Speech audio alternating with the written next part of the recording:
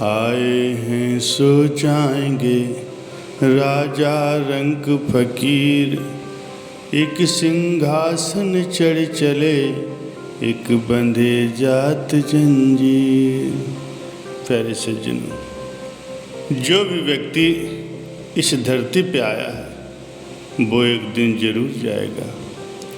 व्यक्ति के धरती पर आने से पहले ही उसके जाने की तिथि भी निर्धारित कर दी जाती है। ऐसे में व्यक्ति को अपने कर्मों को सुधारने और अच्छे कर्म करने की सलाह दी जाती है।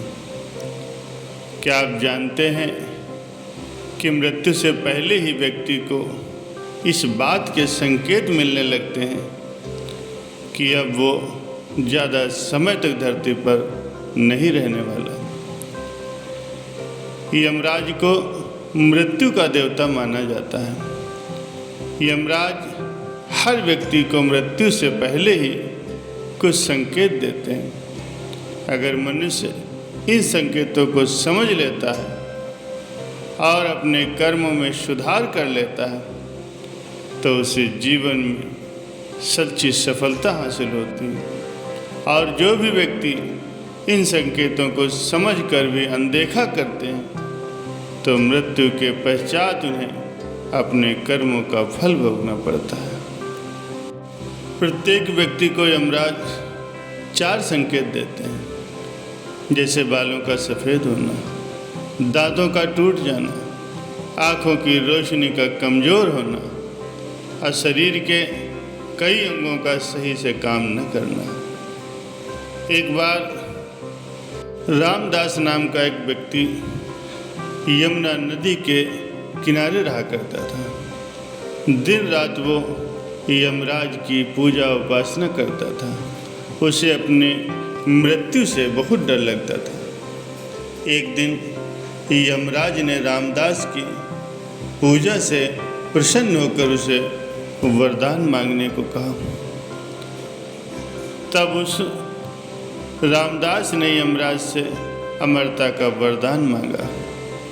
रामदास की बात सुनकर यमराज ने उसे समझाया कि हर व्यक्ति की मृत्यु जन्म के समय ही तय हो जाती है। यमराज की यह बात सुनकर रामदास ने कहा, अगर मृत्यु को टाला नहीं जा सकता तो मुझे बस इतना वर दे दो कि मृत्यु आने से पहले मुझे पता चल जाए और मैं अपने परिवार के लिए कुछ व्यवस्था कर सकूं।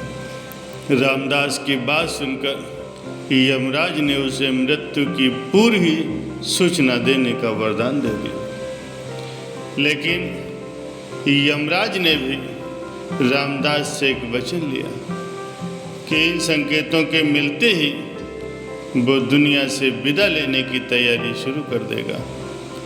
प्यारे सज्जनों, इसके बाद कई वर्ष गुजर गए।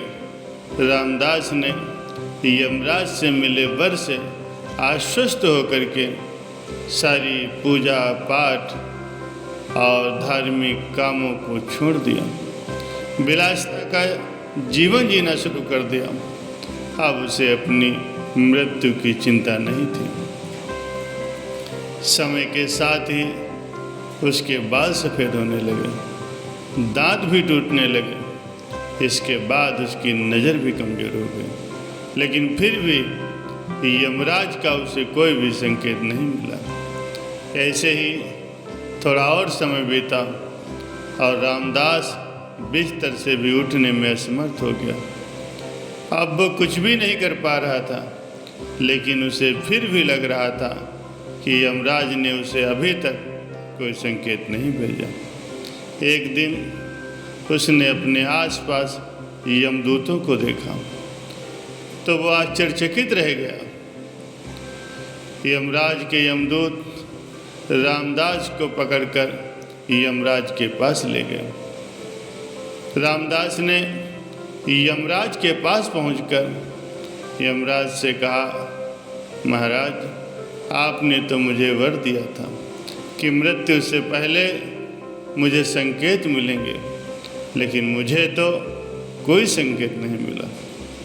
तब यमराज ने कहा, कि मैंने तुम्हें 4 संकेत भेजे, लेकिन तुम अपनी विलासितापूर्ण जीवन शैली के आगे उन संकेतों को नहीं समझ सके। तब यमराज ने बताया, रामदास, मेरा पहला संकेत तुम्हारे सफ़ेद बाल थे, दूसरा संकेत जब तुम्हारे दांत टूटने लगे, और तीसरा संकेत जब तुम्हारी आँखों की रोशनी चली गई, और चौथा संकेत शरीर के अंगों का काम न करना था। लेकिन तुम इन संकेतों को नहीं समझ पाए और अपनी विलासितापूर्ण जीवन को ही जीने में लगे रहे। तुमने प्रभु भक्ति की तरफ ध्यान ही नहीं दिया, कभी भी संत महापुरुषों का सत्संग श्रवण नहीं किया, कोई भी अच्छा कार्य नहीं किया। प्यारे सज्जनों, मनुष्य अपनी मृत्यु से बेखबर रहता है। वो दिन रात माया के सामानों को एकत्रित करने में लगा रहता है और धीरे धीरे उसका जीवन समाप्त हो जाता है और मृत्यु उसके दरवाजे पर आकर के खड़ी हो जाती है। प्यारे सज्जनों, उसने कभी भी संत महापुरुषों के वचनों का श्रवण नहीं किया, उसने कोई भी अच्छा काम नहीं किया होता है, तो फिर उसको उन कर्मों के अनुसार ही दंड मिलता है। परमात्म से आत्मा जुदा रहा बहुकाल, सुंदर मेला हो गया जब सद्गुरु मिले दयाल।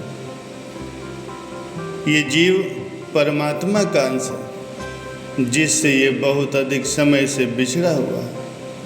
अब अपने अंशी से इसको एकाकार होना है, मगर आम जीव जिसको कि महापुरुषों की संगत नहीं मिली, वो सिर्फ खाने पीने, सोने और संसार के काम करने में ही अपना सारा जीवन गुजार देते हैं और अपने असली काम को, अपने असली उद्देश्य को वो नहीं पहचान पाते।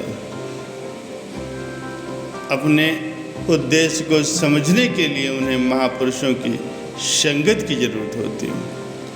प्यारे सज्जनों, आप सभी को महापुरुषों का ये सत्संग मिला हुआ है, इसलिए आप बहुत भाग्यवान हैं, क्योंकि बड़े ही भाग्यों से महापुरुषों की संगत मिलती है, उनका सत्संग मिलता है, जो कि हर एक जीव को नहीं मिल पाता।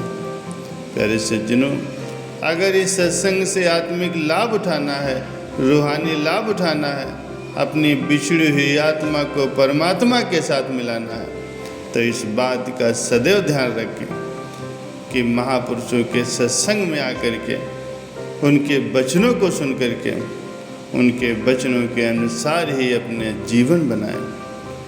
अगर आप इन वचनों के अनुसार ही चलोगे तो फिर आपका जीवन सफल हो जाएगा, आपका लोक परलोक सिद्ध हो जाएगा, आपकी बिछड़ी हुई आत्मा परमात्मा से मिल जाएगी।